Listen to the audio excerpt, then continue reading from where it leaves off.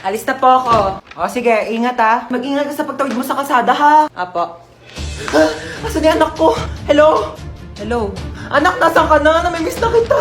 Mama, nandito pa ako sa pintuan. Ay, alis na ako ha. Ingat ha.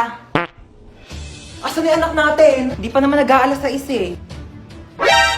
Ayan na. 6:01 na. Baka na-traffic lang sa daan.